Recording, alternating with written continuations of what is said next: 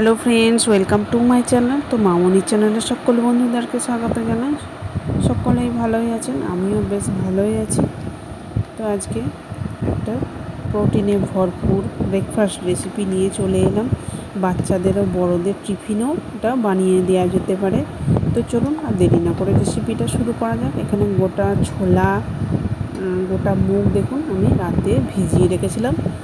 1 cup ছোলা আর 1 cup মুগ, আদা রসুন কাঁচা লঙ্কা ধনে পাতা পুদিনা পাতা আর জল দিয়ে এটাকে আমি 2-3 বারে পেস্ট করে দেবো। কলাই অনেকগুলো আছে, একবারে হবে না, দুবারে, যে দেখুন 2-3 বারে আমি পেস্ট করে নিলাম।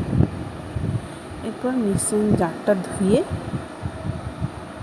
2 চামচ হবে জল দিয়ে দিলাম। এরপর বড় চামচে 2 চামচ আটা, চাট মশলা দিয়ে দিলাম 1 চামচ হবে, স্বাদ মতো লবণ,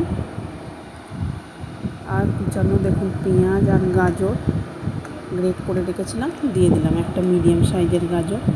তো আরও যদি সবজি আপনারা এতে দিতে চান দিতে পারেন। এরপর সব উপকরণ বেশ চামচের সাহায্যে মিশিয়ে নিলাম। দিয়ে দিলাম 1/2 চামচ বেকিং সোডা, জল দিয়ে আবারও বেশ ভালোভাবে মিশিয়ে নিলাম।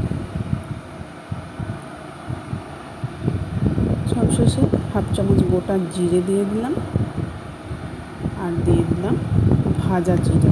এতে করে সুন্দর একটা ফ্লেভার আসে। দেখুন ব্যাটারের ঘনত্বটা দেখেই বুঝতে পারছেন।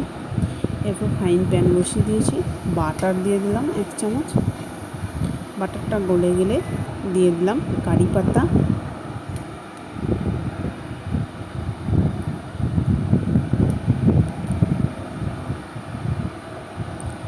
এরপর 2-3 হাতা দেখুন ব্যাটারটা এর মধ্যে দিয়ে দেবো।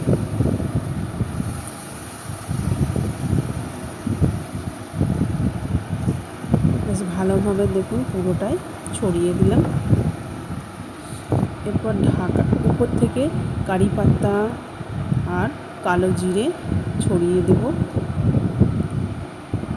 দেখুন কালো জিরে দিয়ে দিলাম। ঢাকা দিয়ে একদম লো আছে 5 মিনিট রেখে দেবো। 5 মিনিট পরে দেখুন কতটা সুন্দর হয়েছে। এরপর এটা সাইজে বড় আছে, এটাই কিন্তু উল্টানো যাবে না। এর উপর একটা থালা রেখে দেখুন উল্টে দিলাম। এরপর এই পিঠটা দেবো, সেই জন্য আবারও 1/2 চামচ বাটার দিয়ে দিলাম।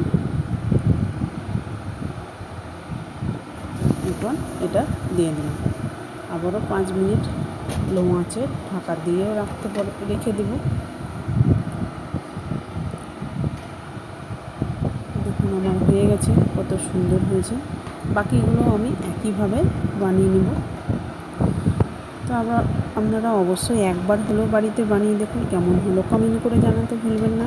আর ভালো যদি লেগে থাকে লাইক কমেন্ট শেয়ার করে দেবেন বন্ধু বান্ধবদের মধ্যে।